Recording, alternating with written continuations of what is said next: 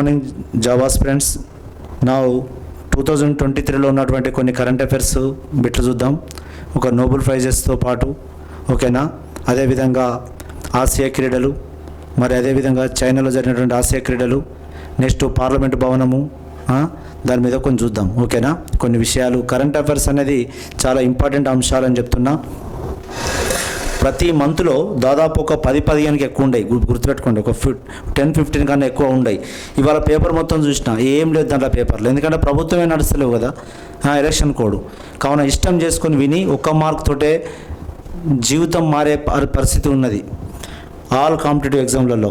మిత్రులారా, ఇక్కడ ఒక 15-20 మినిట్స్ కాక మీరు చూసినట్లయితే, ఒక హాఫ్ అన్ అవర్ చూసినట్లయితే ఎన్ని బిట్లు చెప్తున్నా చూడండి. ఒక 15-20 మినిట్స్ ఎన్ని బిట్లు కవర్ అయితే చూడండి. నోబెల్ పురస్కారాలు 2023, నోబెల్ పురస్కారాలు 2023. ఈ 2023లో ఉన్నటువంటి నోబెల్ ప్రైజులు ఎవరెవరికి ఏ రంగంలో ఇచ్చారు వీటిని అనేది చూసినట్లయితే, నా ఇక్కడ కొంచెం చూడండి. ఇక్కడ 23 సంవత్సరం గాను ప్రతిష్టాత్మకంగా నోబెల్ పురస్కారాలు 6 రంగంలో: వైద్య, భౌతిక, రసాయన, సాహిత్య, శాంతి, ఆర్థిక, medicinal, physics, chemistry, literature, peace and economy, ఈ 6 రంగాలలో నోబెల్ ప్రైజ్ ఇవ్వడం జరుగుతుంది. ఎవరిని పురస్కరించుకునేది? ఆల్ఫ్రెడ్ నోబెల్ వర్ధంతి సందర్భంగా ఆయన చనిపోయిన రోజు వర్ధంతి, జయంతి అయితే పుట్టినరోజు. నా డిసెంబర్ 10న నిర్వహిస్తారు. శాంతి బహుమతి మాత్రం నార్వే రాజధాని ఓస్లోలో, అదేవిధంగా మిగిలిన 5 మాత్రము స్వీడన్ రాజధాని స్టాక్హోమ్లో ఇస్తారు నోబెల్ శాంతి బహుమతులు ఓకేనా. ఇవి ఈ సంవత్సరం గాను 11 మందికి ఇవ్వడం జరిగింది. నా ఇక్కడ చూద్దాం ఒకసారి.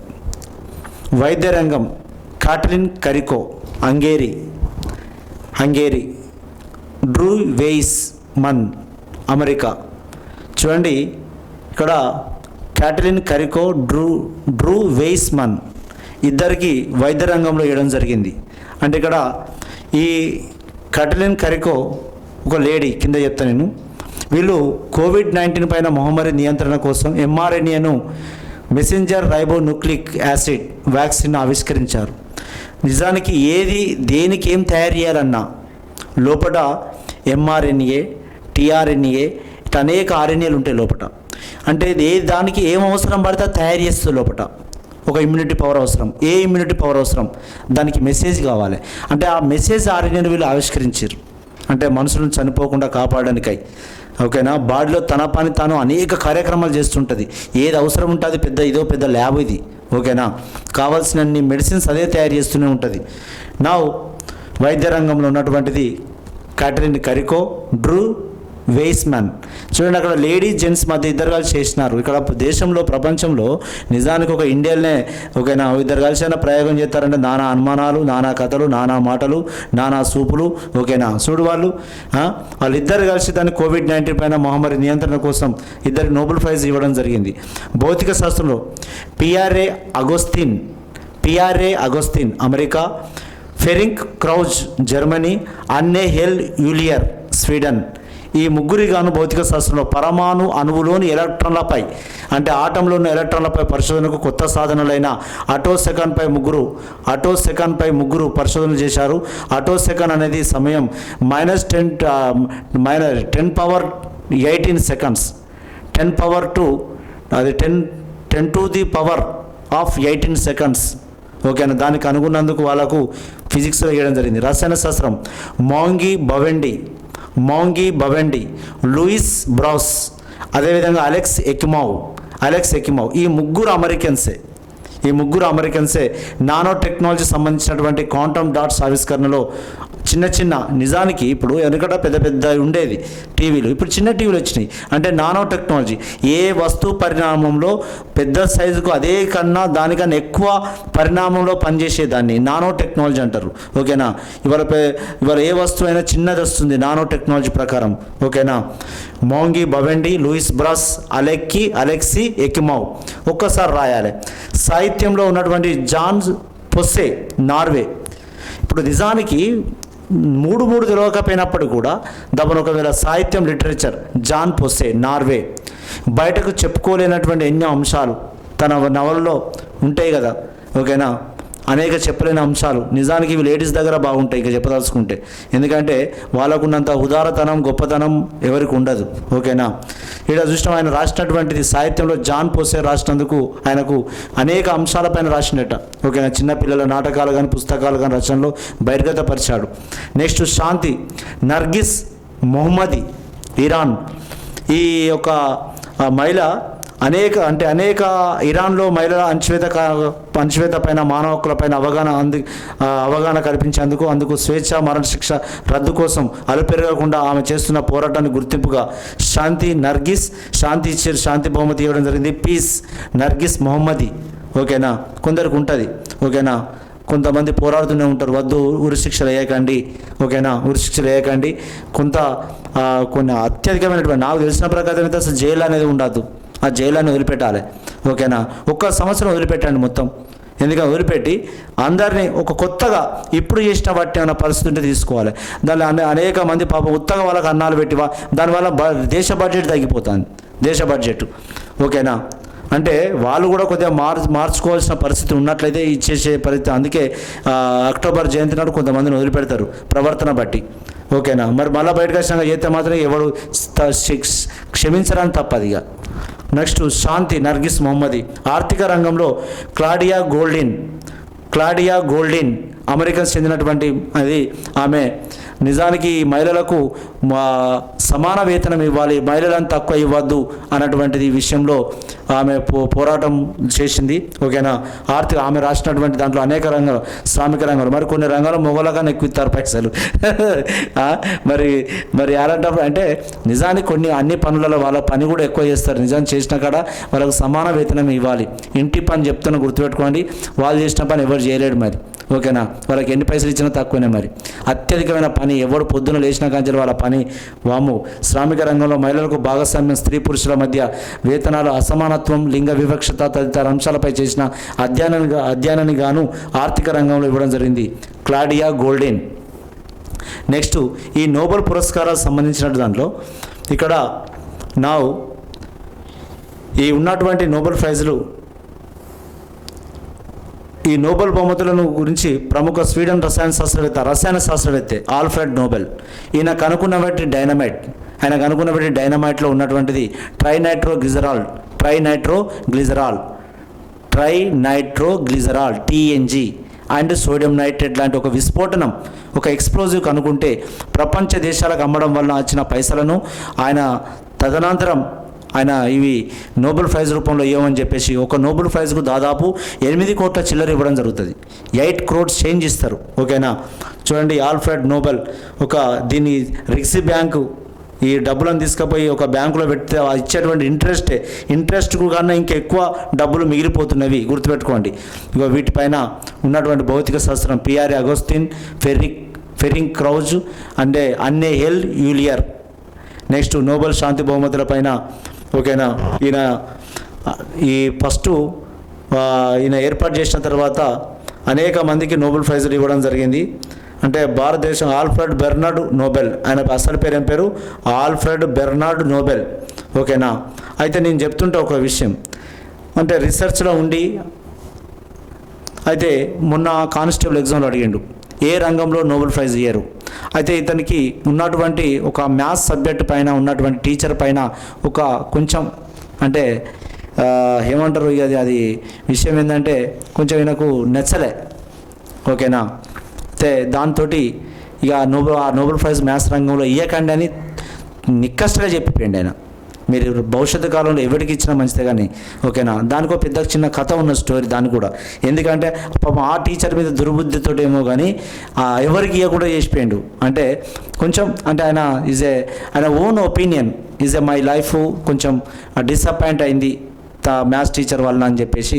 ఓకేనా. దాన్ని ఆయన వ్యక్తిగతంగా అయితే ఈ విషయాన్ని నేను చెప్పిన క్లాస్లో చెప్తే ఆ పిల్లలు అనుకున్నాడు సోది అని చెప్తాను రా బాబా అనుకున్నారు.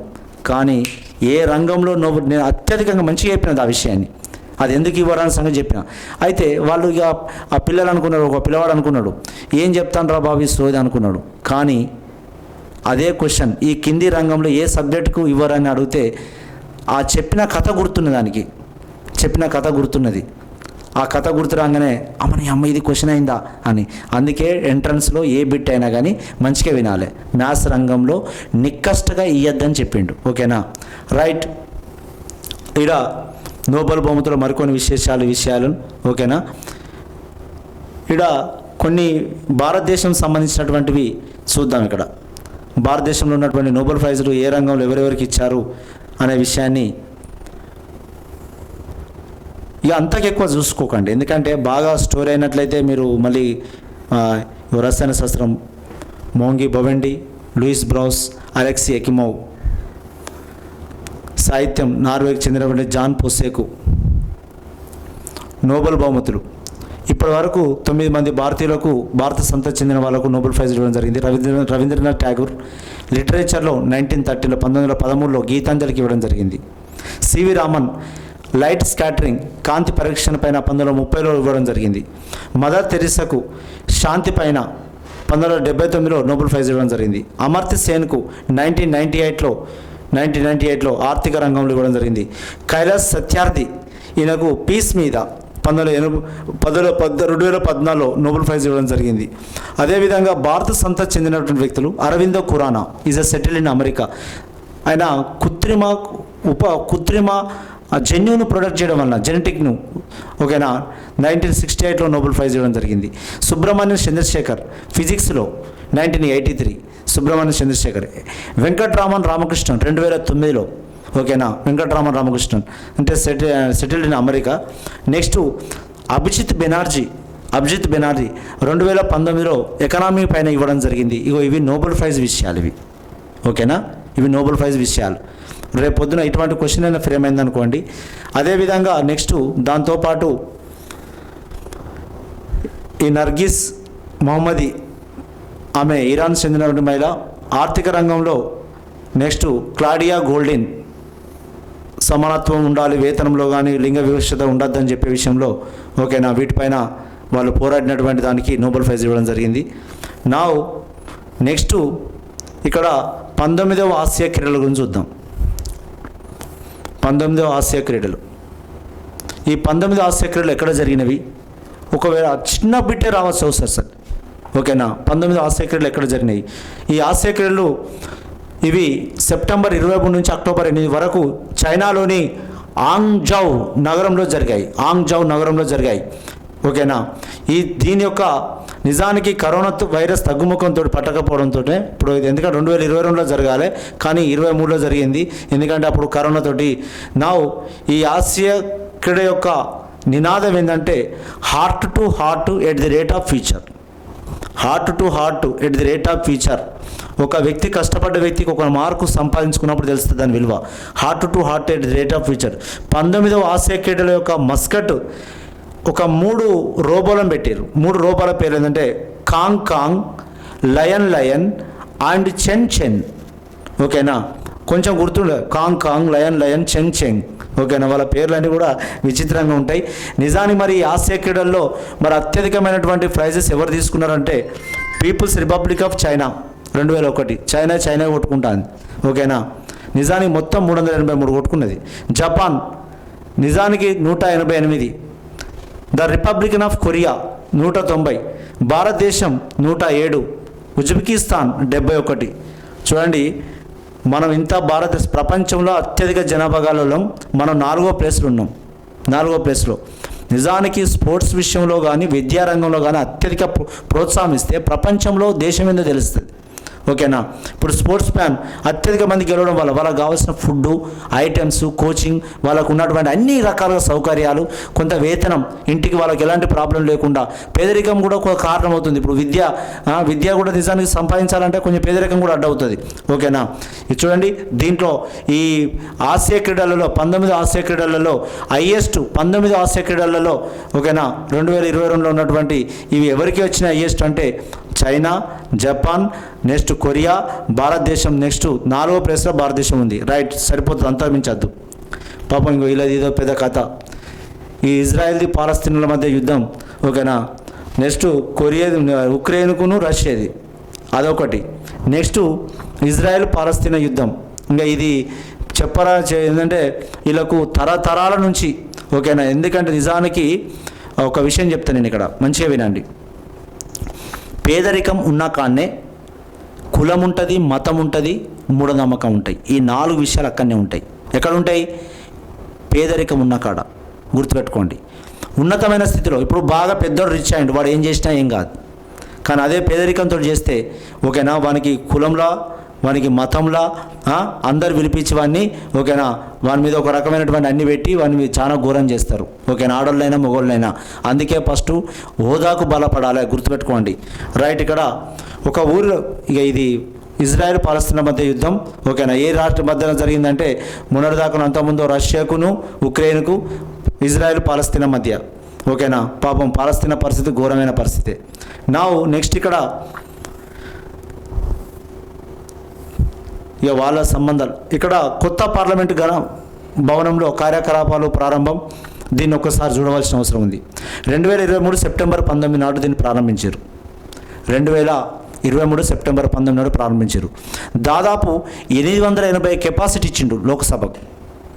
880 కెపాసిటీ ఇచ్చిండు. ఇప్పుడు ప్రజెంట్ 543 ఉన్నారు మెంబర్స్.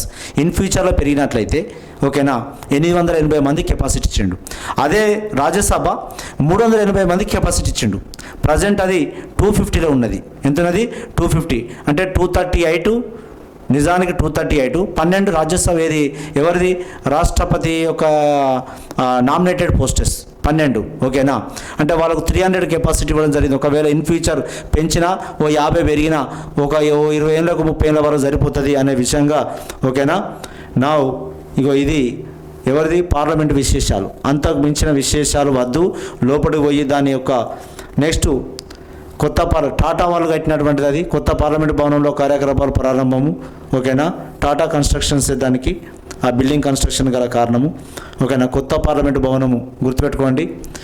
ఇక ఇది నూతన పార్లమెంటు సెప్టెంబర్ 19 ప్రారంభమైంది.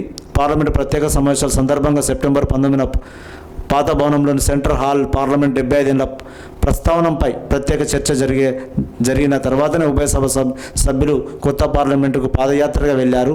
ఓకేనా, ముందు నరేంద్ర మోడీ నడుస్తుండగా అధికార విపక్ష ఎంపీలంతా ఆయన వెనుక పాదయాత్రగా వచ్చి కొత్త భవంతిలో ప్రవేశించారు. ప్రజా పరిపాలనలో అందరూ కలిసిపెట్టుగా చేయాలి పనులు. ఓకేనా, తిట్టుకుంటూ కొట్టుకుంటూ ఏముందో చెప్పండి. నా ఓకే పార్లమెంటు భవనం విషయంలో. నెక్స్ట్ ఐక్యరాజ్య సమితి 78వ సర్వసభ్య సమావేశాలు. ఐక్యరాజ్య సమితి 78వ సర్వసభ్య సమావేశాలు. ఇది ఒక్కసారి చూడండి. ఐక్యరాజ్య సమితి 78వ సర్వసభ్య సమావేశాలు. నిజానికి యుఎన్ఓలో 193 దేశాలు ఉన్నాయి. 193 దేశాలు. 78వ సర్వసభ్య సమావేశాలు అయినాయి. దాదాపు 100కు పైగా దేశాలు హాజరైనది. ఇంకా ఇక్కడ నా ఇచ్చినటువంటి అమెరికాలోని న్యూయార్క్లో ఉన్నటువంటి ఐక్యరాజ్య సమితి ప్రధాన కార్యాలయంలో జరిగింది ఇది. ఓకేనా, what is the theme? Rebuilding trust and regaining global solidarity, accelerating action on the 2030 agenda and its sustainable development goals towards peace, prosperity, progress and sustainability for all. ఇది 193 దేశాలు హాజరైన దీంట్లో. నా దీనిపైన ఉన్నటువంటి ఒక ఎజెండా కూడా ఇవ్వడం జరిగింది, ఒక థీమ్ ఇవ్వడం జరిగింది. Rebuilding trust and reigniting global solidarity, accelerating action on the 2030 agenda and its sustainable development goal towards peace, prosperity, progress and sustainable for all. ఒకసారి ఏదైనా కానీ ఒక్కసారి రాయాలి. ఇప్పుడు ఇది ఇస్తే గుర్తుపడతారు మీరు ఆల్రెడీ. ఓహో, rebuilding trust in reigniting global solidarity, accelerating action on the 2030 agenda and its sustainable development goal towards peace, prosperity, progress and sustainable for all. ఓకేనా, దేనికైనా ఒక 4-3 సార్లు అనుకోకపోతే ముందుకు రాలేరు మిత్రులారా, గుర్తుపెట్టుకోండి. నా ఐక్యరాజ్య సమితిలో ప్రసంగించిన ఆంధ్రప్రదేశ్ విద్యార్థులు నిజానికి ఒక గొప్ప అవకాశం పిల్లలకు. వాళ్ళు రేపు పొద్దున ఎక్కడికైనా పోయి మాట్లాడేటువంటి తెలివి. యుఎన్ఓలో జరిగిన సుస్థిరాభివృద్ధి లక్ష్యాలు సదస్సుకు వెళ్ళిన 10 మంది ఆంధ్రప్రదేశ్ రాష్ట్ర విద్యార్థులు సెప్టెంబర్ 16న న్యూయార్క్లోని ఐక్యరాజ్య సమితి జనరల్ అసెంబ్లీలో జరిగిన సదస్సులో ప్రయోగించారు. నిజానికి మంచి పిల్లలు. కొలంబియా యూనివర్సిటీలో ఏపీ విద్యార్థుల ప్రసంగం, చాలా సంతోషం, ఆల్ ది బెస్ట్ అమ్మా. నెక్స్ట్ ఇక్కడ ఉత్తర కొరియా, ఒకసారి ట్రాన్స్కోలు అడగడం జరిగింది, జంకోలు అడగడం జరిగింది. ఉత్తర కొరియా అధ్యక్షుడు ఎప్పుడైనా గుర్తుపెట్టుకుని, ఇద్దరు ఎప్పుడు మారారు, సత్యదాకా మారారు.